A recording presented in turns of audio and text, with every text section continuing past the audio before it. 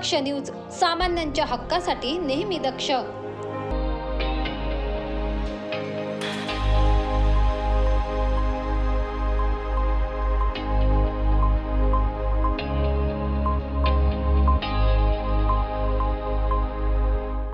असतं ते काय विरोधक असणारच, कारण त्यांचे पण पाय गाळातच आहे. खोटे आरोप आहेत हे सर्व प्रकारे, आणि हे विरोधकांनी केलेले दादांत आरोप आहेत. पाया वाढू राहिले, तो पुढं जाईल, मी पुढं जाईल, तो पुढं जाईल, हे याच्यामध्ये त्यांचं चालू आहे. महायुतीचं सरकार येईलच, 100% येणार. नाशिक मध्य मतदारसंघात भाजप महायुतीच्या उमेदवार देवयानी फरांदे यांचा चांगलाच बोलबाला आहे. जनमानसात त्यांची चांगली प्रतिमा आहे. गेल्या 10 वर्षातील त्यांच्या कार्यकाळात त्यांनी मतदारसंघाचा कायापालट केलाय. अनेक विकास कामं नाशिक मध्य मतदारसंघात झाली आहेत. त्यामुळे बोटावर मोजण्या इतपत नागरिक सोडले तर इतर नागरिक मात्र त्यांच्या कामकाजावर खुश दिसत आहेत. विरोधकांनी यंदा कितीही षडयंत्र रचलं तरी मतदार मात्र त्यांचं षडयंत्र हाणून पाडणार हेच दिसतंय. आम्ही मतदारसंघातील नागरिकांच्या प्रतिक्रिया जाणून घेतल्या असता ते काय म्हणालेत ऐका. यामध्ये आमच्या भारतीय जनता पार्टीच्या ज्या देवयानीताई फरांदे हे प्रचंड बहुमताने निवडून येणारे, त्यांनी केलेले कामं प्रत्येक समाजासाठी, प्रत्येक जातीसाठी केलेले आहे. त्यामुळे त्यांचा प्रत्येक समाजांचा नाही का त्यांना पाठिंबा आहे. आणि त्यांनी केलेल्या कामामध्ये उल्लेखनीय म्हणजे नाही का महिलांसाठी त्यांनी भरपूर अंतर्गत काम करून त्यांना प्रोत्साहन दिले. त्यांच्याकडनं नाही का वेगवेगळे विविध कार्य करून त्यांना रोजगार कसा उपलब्ध होईल त्यांनी ते तयार करून दिले. आणि महत्त्वाचं म्हणजे ते एक सामान्य जनतेचे एक कार्यकर्त्यासारखे वागतात. ते कोणी जरी आलं त्यांच्या घरी तरी ते व्यवस्थित सन्मानाने बोलता, त्यांना चहा पाणी करून प्रत्येकाच्या अडीअडचणी समजावून घेऊन त्याच्यावर ते निराकरण करायचा प्रयत्न करतात. आमच्याकडे देवयानीताई फरांदे या झंझावत त्यांचं आहे, आणि त्या निर्विवाद बहुमताने, प्रचंड बहुमताने निवडून येतील.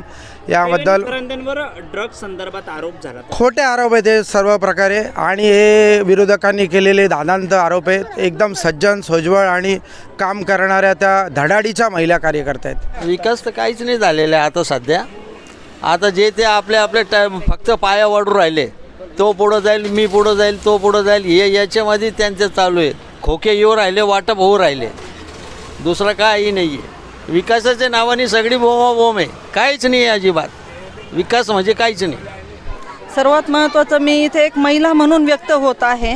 मी आत्तापर्यंतचा माझा जो जीवनाचा प्रवास आहे, मागच्या 10 वर्षामध्ये जी महिलांना ज्या संधी मिळालेल्या आहेत, ज्या पद्धतीने डेव्हलपमेंट झालेली आहे, आत्तापर्यंत फक्त म्हटलं जात होतं की जिच्या हाती पाळण्याची दोरी ती जगा उद्धारी, आणि प्रत्यक्ष महिलेला मात्र पायाखालची चप्पल म्हणूनच ठेवलं जात होतं.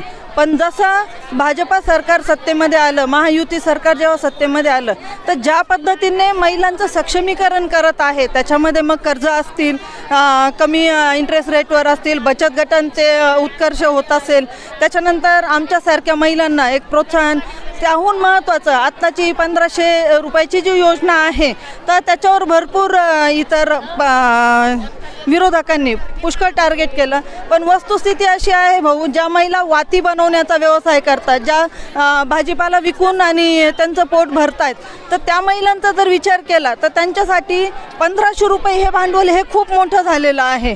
तर त्याच्यामुळे हे उद्योगालाच पैसा दिला जातोय. शिवाय ज्यांच्याकडे घरामध्ये छोट्या छोट्या गोष्टींसाठी पण 2 रुपयासाठी हात पसरावे लागत होते, ते होत नाही आहे. आणि जर ओव्हरऑल तुम्ही सगळीच डेव्हलपमेंट बघितली, राम मंदिराचा मुद्दा आपण ते धार्मिक म्हणतात म्हणून मी त्याच्यावर जास्त चर्चा करणार नाही, पण कोस्टल रोड असेल, समृद्धी हायवे असेल, प्रत्येक हायवे जी पूर्वीची डेव्हलपमेंट आणि आत्ताची डेव्हलपमेंट, शेतकरी विकासासाठी काही केलं नाही म्हणतात.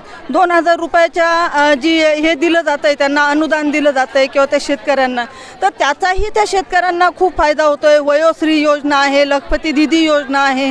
या योजनेच्या मार्फत महिलांचं सक्षमीकरणाबरोबर शेतकऱ्यांसाठी मी एकच सांगेन की आत्तापर्यंत कुठल्याही पक्षाने तुम्हाला ठोस अशी भूमिका कुणीच घेतलेली नाही आहे जी या पक्षाने घेतलेली आहे. यायचं झालं तर महिलांचा विकास हा विषय जो आधी आपण नुसतं लहान असताना नुसतं ऐकायचो, पण हे आत्ता जे आहे ते खरोखर होत आहे. म्हणजे वेगवेगळ्या योजना म्हणा आहे, त्यामुळे विकास हा नक्कीच होते थोडी मुलांचा. महागाई वाढली असं वाटतं तुम्हाला? हां, निश्चित महागाई वाढलेली आहे, पण त्यानुसार ते रोजगार वगैरे त्याचं पण चांगलं हे करतायत की त्या योजना वगैरे व्यवस्थित आहे की त्या कोणी लेडीज जर आपली इच्छा असेल तर ती काहीतरी आपल्या पोट पाण्यासाठी काहीही करू शकते आणि हे करू शकते योजनाचा लाभ घेऊ महिलांना सुरक्षित आहे हे सरकार? शकते. हो शर का नाही आहे तेच मला असं वाटतं की हे यायला पाहिजे हे सर.